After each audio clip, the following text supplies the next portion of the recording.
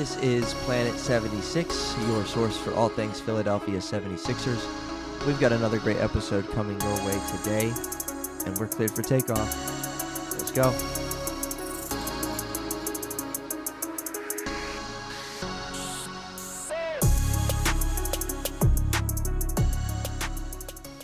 Welcome, everybody, to Planet 76, episode 82. My name's Michael. Troy is here, as he usually is, because we are co-hosts on this podcast. Make sure you guys subscribe to the podcast. Follow us on Instagram. Go follow me on Instagram. Subscribe to the podcast. YouTube, Spotify, you know the drill. Sixers only had 2 games this week, but quite a lot to unpack. Yeah. So we are excited. Things are looking very good. And the Sixers are on a 7-game win streak. 1 away from their season best 8 back late December, early January. Very exciting. Yeah, for sure. Good stuff happening. Yes. Planet 76 covering a 7-game win streak for the Sixers. You know, my initial thought, following the week that was a quiet week as far as total games played, just 2. You're not going to find that too often in the NBA, but a very fun week. You know, I thought that the five-game, West Coast road trip was the icing on the cake of everything. But then you add this, it's the cherry on top? I don't know. Yep. Because these 2 games were, like you said, there's a lot to unpack despite just being 2 games, but 2 games at home, 1 against the Brooklyn Nets. We know the history there. And then 1 with the Nuggets, which was a part of ESPN's huge rivalry weekend week kind of thing. Yeah, Rivals Week. And part of that, obviously we know the reason for that being that Joel Embiid and Nikola Jokic, battled yesterday. So we're recording on Sunday the 29th, and we're going to cover those 2 games pretty extensively. Of course, on this one, we'll have a look ahead to what's to come, a peek at the Eastern Conference standings.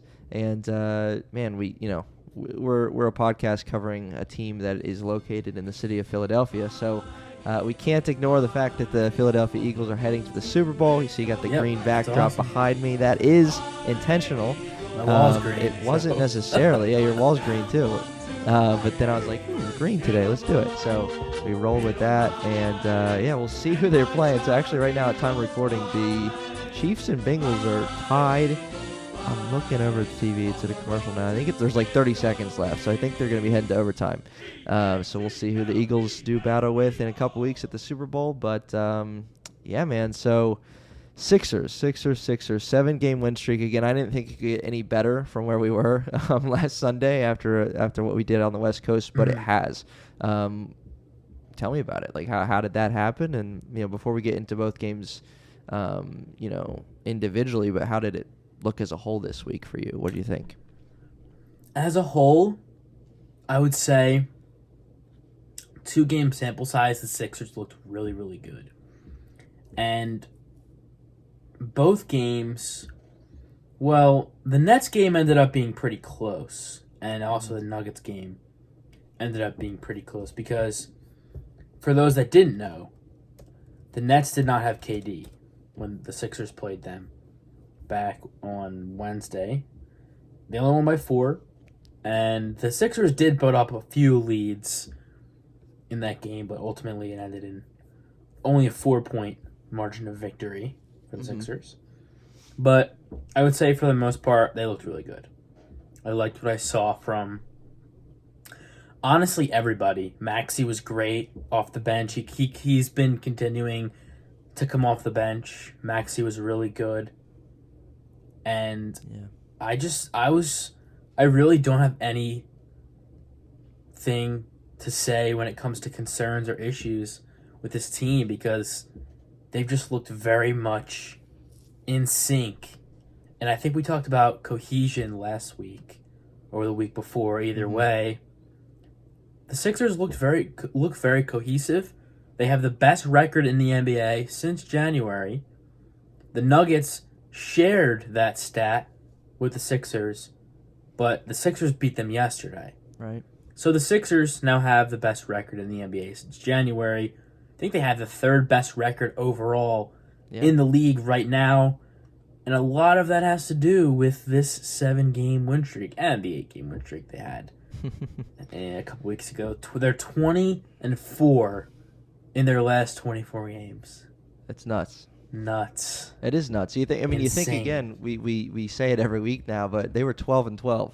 This was a team at 12-12 who you're like, man, let's just try and creep above 500 a little bit and hopefully stay there. But I mean, they've gone above and beyond the expectation, or maybe what anyone obviously could have pictured with their next 24 games after where they were, and so.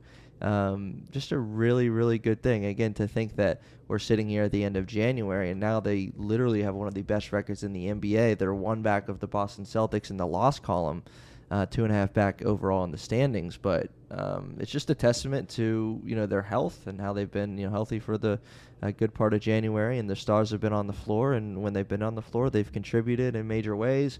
The one thing that I think, oh my goodness. I think Kansas City just hit a field goal with 3 seconds left. Oh, wow. Anyway, the big thing that sticks out to me from the Nets game, I'd say two things, actually. One is the balanced attack.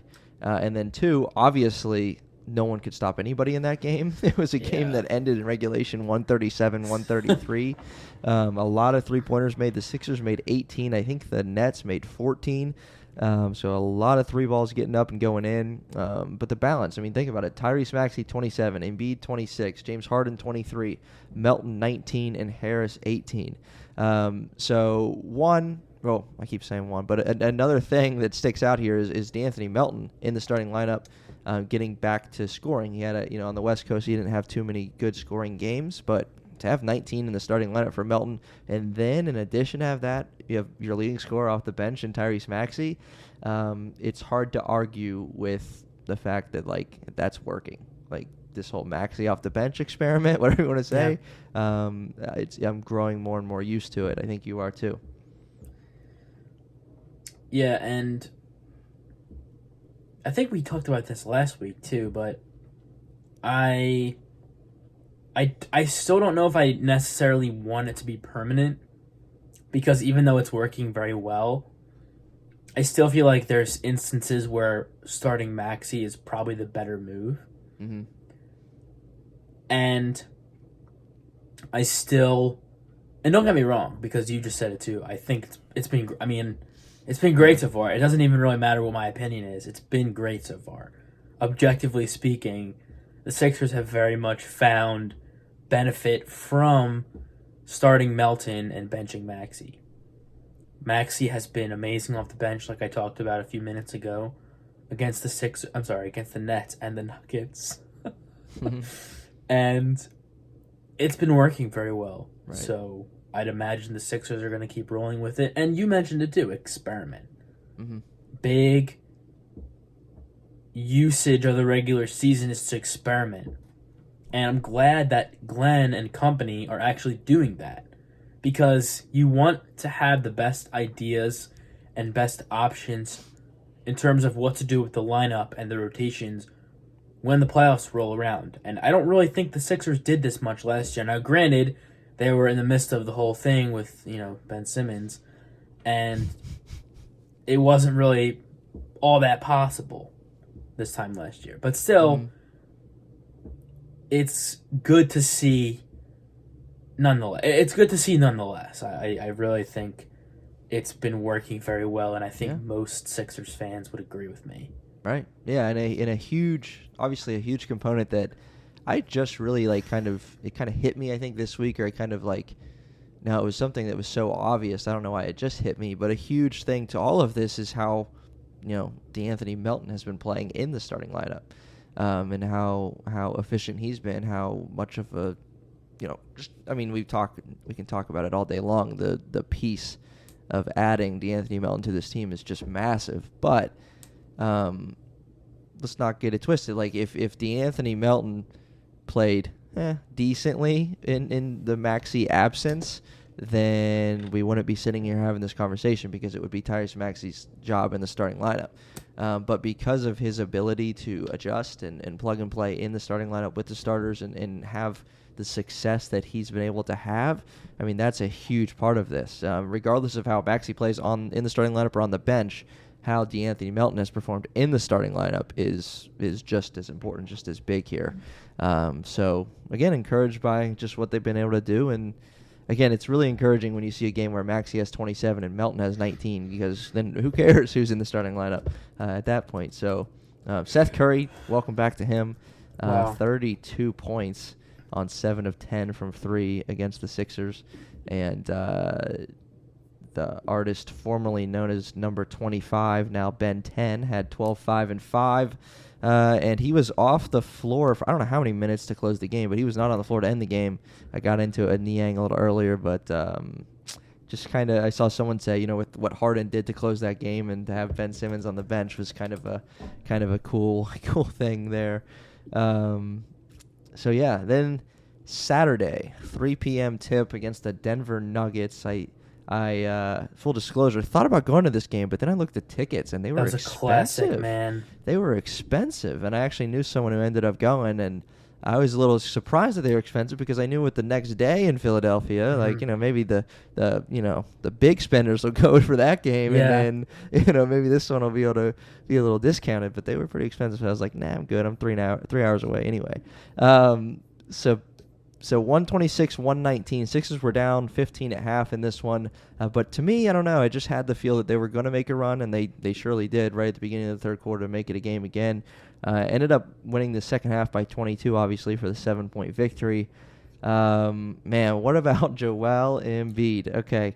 The matchup of big men, Joel Embiid comes in. The storyline is, about the All-Star game and how he's not in the starting lineup because of all the front court and how it's stacked in the East, and he's got something to prove. And then you got Nikola Jokić, who's 2-time defending MVP, and all this storyline and all of it. What can you say about Joel Embiid's performance given all that and just the way that he played and led this team to the comeback? What can be said? What can be said? Nothing I say will do it justice, but I will try. It was, the fourth quarter rolls around, and the Sixers were down by 15 at one point. They were down by 12 at one point, 10, and these were totally separate instances apart from each other. These were 3 separate occasions where they were down 10, 12, and 15. Yeah. They rally back in the fourth quarter, just climb all the way back. Embiid is just unstoppable. He's hitting step-back threes. He's taking everybody to the paint, as he normally does. This is no surprise. But he just dominated. There wasn't really anything the Nuggets could do to stop him, and this was the case the entire game. Yeah. Embiid, the Nuggets' defense couldn't really do much to stop Embiid in the first place. They sort of limited him in the first quarter, a little bit in the second quarter, but when it came down to the second half and primarily the fourth quarter, there's just nothing they could have done. It's he was very much going at everybody, especially Jokic in the first quarter, challenging guys in the mid-range, just getting to the basket again, all things that were very much accustomed to Embiid doing and having success with. The fourth quarter, it was just, I can't really describe it. I think he ended with 14 in the fourth quarter. And at least, yeah. I think that's right. People can fact check me on that, but I'm pretty sure that's correct. And it was just a masterpiece, masterclass from Embiid. 47 on the day, nearly 20 rebounds, and it's when you're seeing a game like that, you're just sitting there in awe because number one, you're just like, how is this guy doing this? And number two, it's just you think like the Sixers are down by this amount of points. And this guy just comes in and just takes over. 4 for 7 from 3 on the day. 18 of 31 from the field. Only 7 made free throws. So that's one of 40 points from the lesser floor. That's one of the lesser free throw shooting games for Embiid.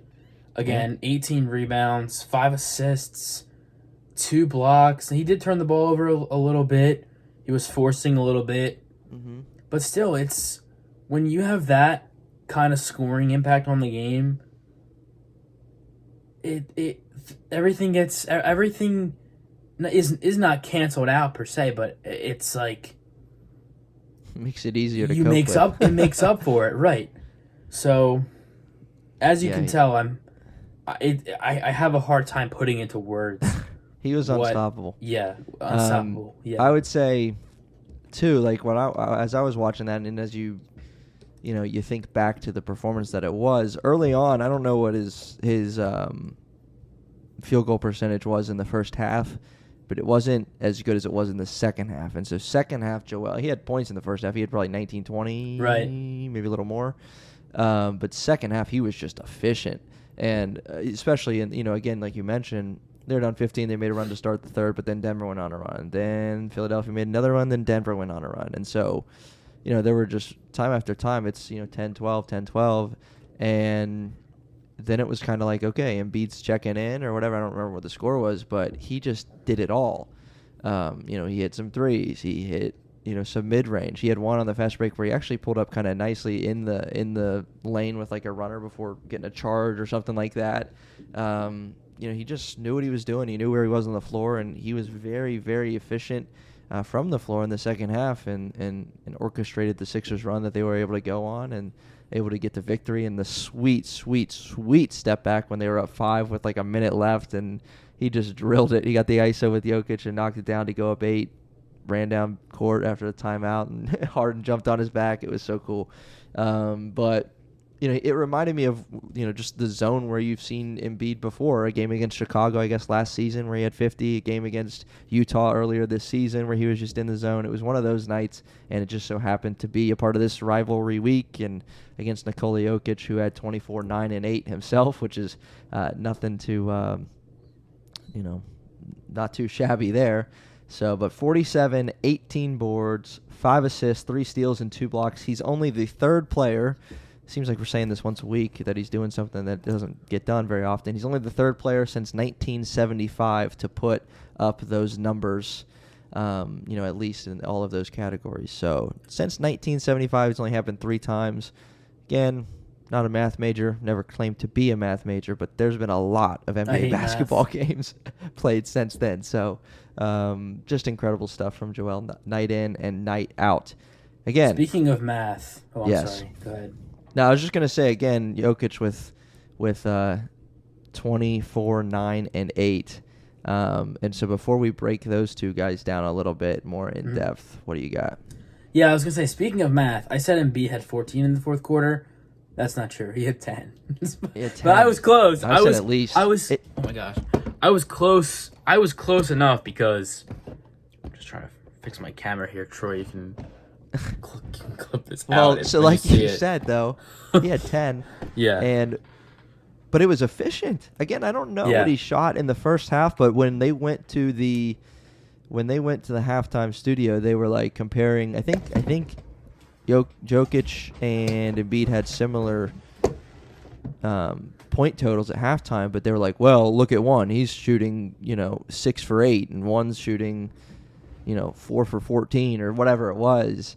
But that changed in the second half in a major way. Embiid was so efficient. He was probably 5 for 6 or something in the fourth quarter for 10.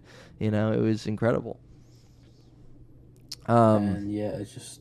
So what did that game, and then I want to talk about someone else in the Sixers starting lineup who we don't talk about a lot, by the name of P.J. Tucker. But before we talk about those guys, I know you're ready for that. Before we talk about him, let's finish up on these guys. So Embiid and Jokic, the best 2 centers in the NBA over the last number of seasons, best 2 players in the NBA, arguably, certainly in the MVP conversation, the 1 and 2 the last 2 years, and both of them are in that conversation again this year. Both teams are playing very, very well. Top 2-3 records in the NBA. So what did this game tell you, if it told you anything? We know Embiid can dominate. We know he's capable of doing that. We know what Jokic can do on the floor. And So did this tell you anything about this matchup, or kind of just ho-hum? Embiid got 47, we got the W. No, it didn't tell me anything. It didn't tell me anything that I didn't already know. Right. And what we can conclude is Joel Embiid is dominant, amazing, incredible. We know that. And this game didn't really give me anything that, one, I didn't already know, and two, anything that I need to say, okay, this guy's better than that guy. Right. I don't really use games. I don't really use one game sample sizes when it comes to who's better. Right. Everybody was talking about this game proves Embiid's better than Jokic, but I just don't see it that way. I don't think. I understand the importance of head-to-head matchups between two players, especially of that caliber, but I don't really value matchups like that when it comes to one game sample sizes to determine who's the better player. Right. And that's why I said this game didn't change anything for me, because it just confirmed everything. Not really confirmed everything, but it didn't really change anything for me because I need a larger sample size for that, and one game is not enough. I agree wholeheartedly with that. Certainly, a national TV game, and all the major networks are posting about it, talking about it, and so there's a lot of discussion. Who's better? You see Skip Bayless, he tweeted Embiid with the greater than sign, Jokic, and then tomorrow he'll say Jokic is better than Embiid. Right. That's what they do. Right. Every day it's a flip flop. Every second, this guy scored 40. It's all for the better. retweets. Oh, this guy scored 45. He's better. Right. Let's relax, because let's calm down. One game. The game is right. You can't just use one game as your reasoning, because every time that player has a better game, it's just a one-upping thing, and that's not really what the game is about. Obviously, there's winning and players outperforming others, but that's comparing players on a game-to-game basis. That's not the same thing. You need actual span of month and a half, 2 months, 4 months, things like that. Right. And, I'm probably not in the majority here, because I know a lot of people used this game to determine who's better between Embiid and Jokic, because I got a ton of messages about it on my page. So I know for a fact that a lot of people do not feel the same way, which is it's fine. Right. But still, people just get so much entertainment out of it, I think, about the debating and, oh, this is proof. Like, right. No, but I'm in the same boat with you. I think that, and that's coming from two of us here on Planet 76 who are Sixers fans. And again, we just witnessed. I'll get the, you're not a Sixers fan because I think Jokic is better. Yeah. You're not a Sixers fan? Well, why not? Why can't I be a Sixers fan while also, one, acknowledging other players that actually exist? Right, and with my head on straight. Right. Two, potentially thinking that Joel Embiid's not the best player in the league. What? That's insane, right? You're not allowed to do that. You're not allowed to I can't be a Sixers fan. It's crazy. But again, like, that's coming from you. That's coming from me, who Sixers fans, host of Planet 76, and we just witnessed our franchise player do something that's only been done 3 times since 1975. And, we're talking like this. And again, to your point, like, this game doesn't tell you anything. And again, you see your franchise player do that.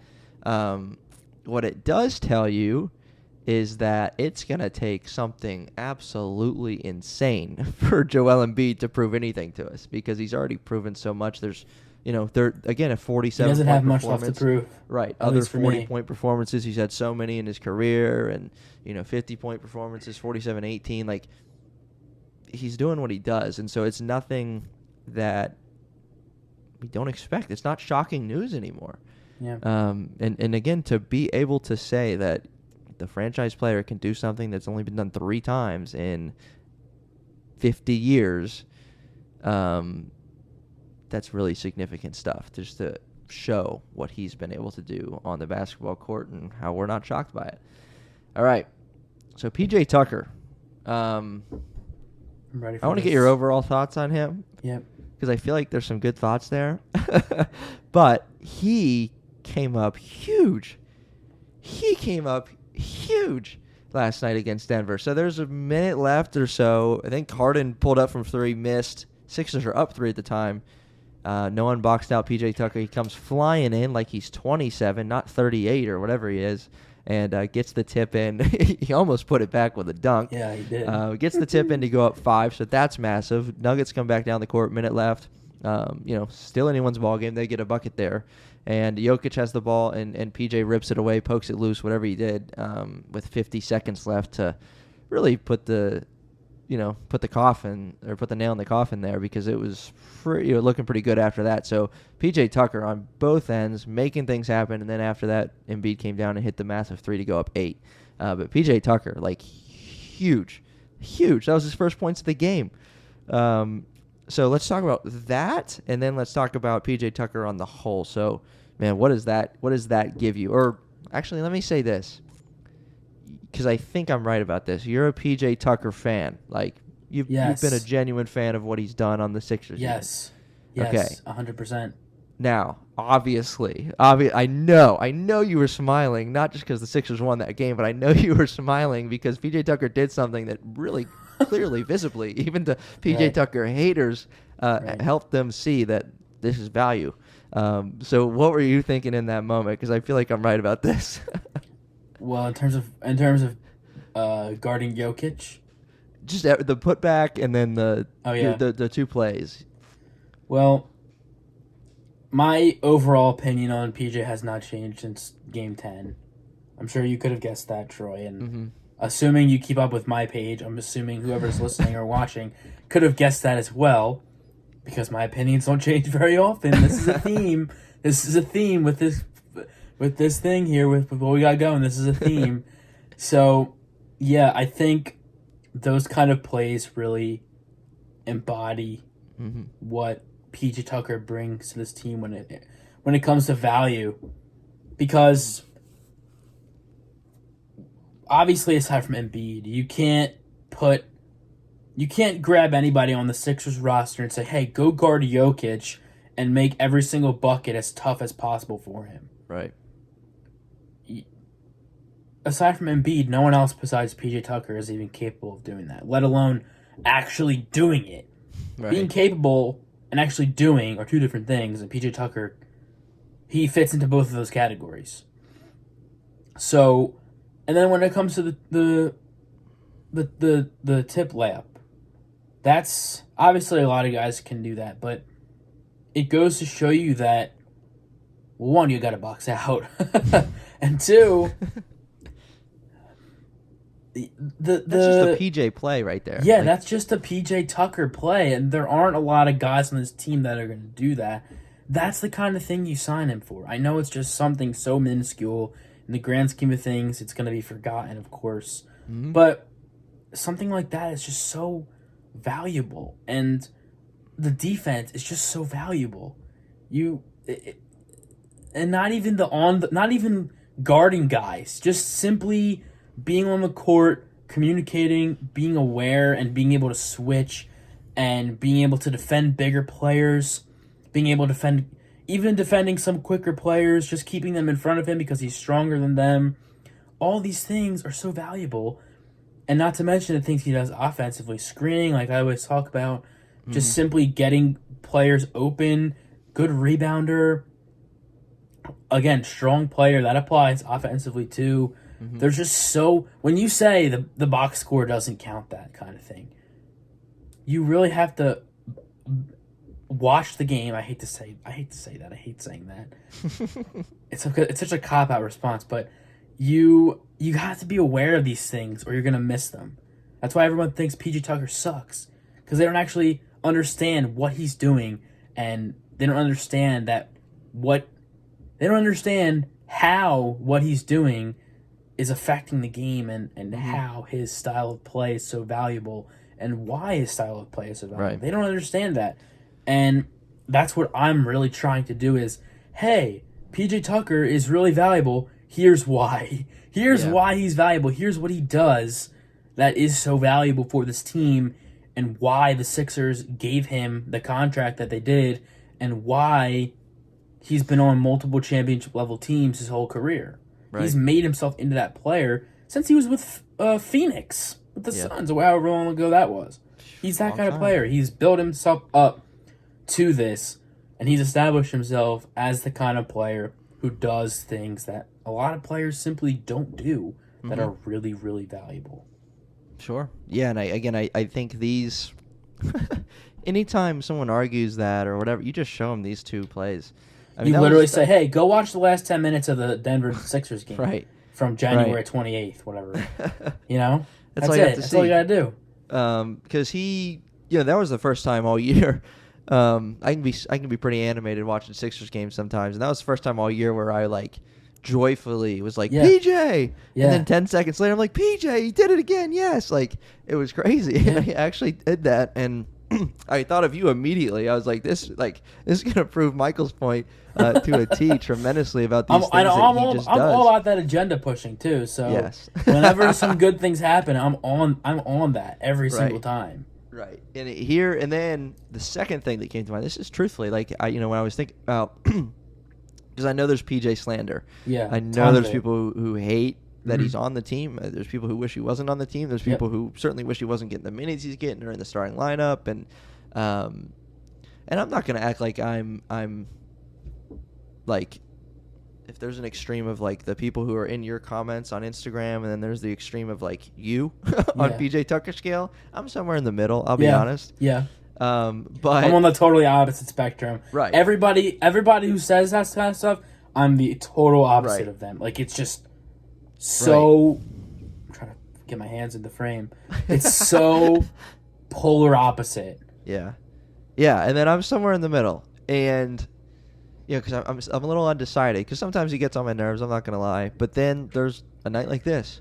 And what I have a little theory, I think. So these two plays that he made me think of this, because I think it's true. I think Sixers fans that are knowledgeable about basketball, which might exclude some, but Sixers fans that are knowledgeable about basketball, they know who PJ Tucker is as a basketball player.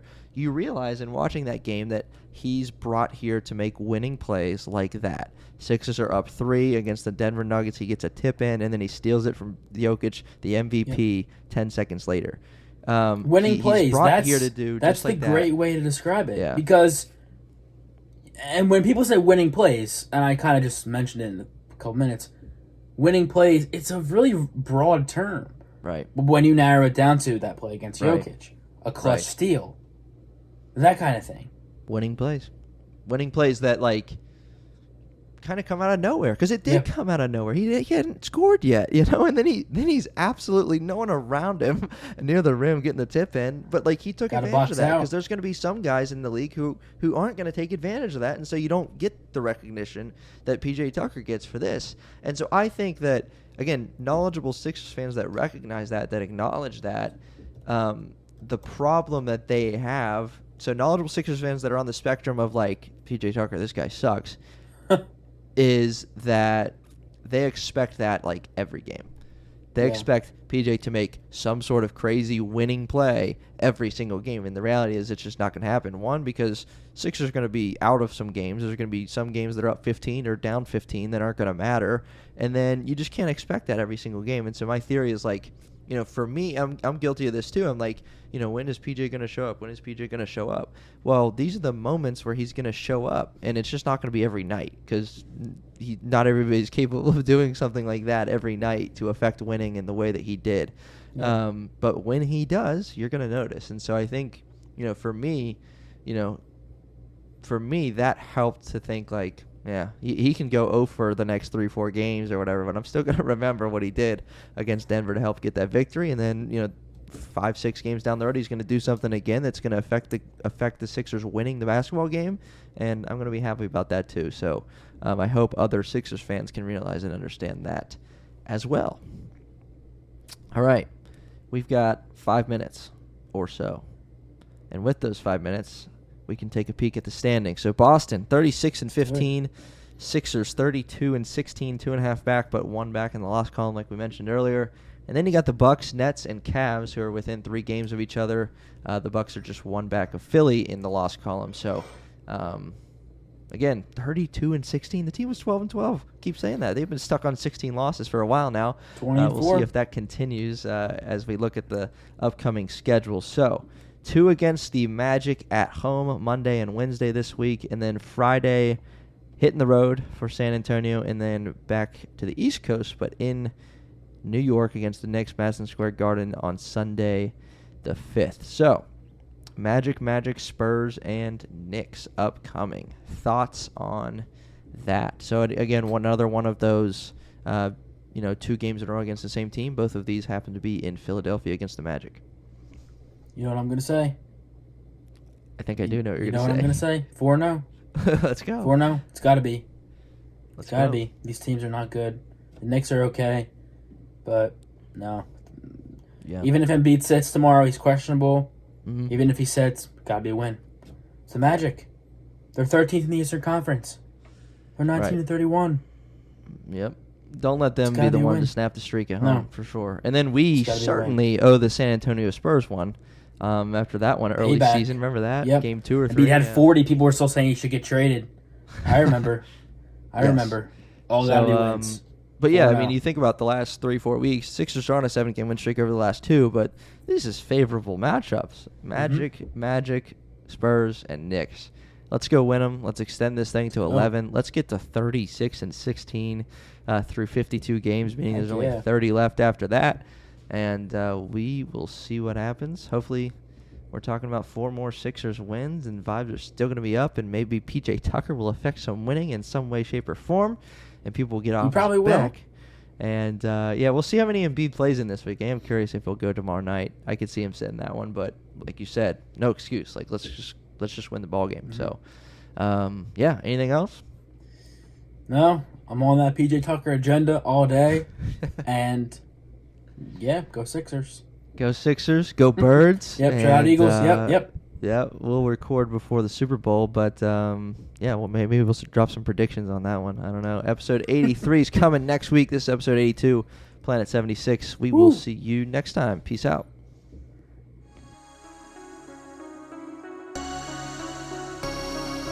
If you are a Philadelphia 76ers fan, this is the podcast for you.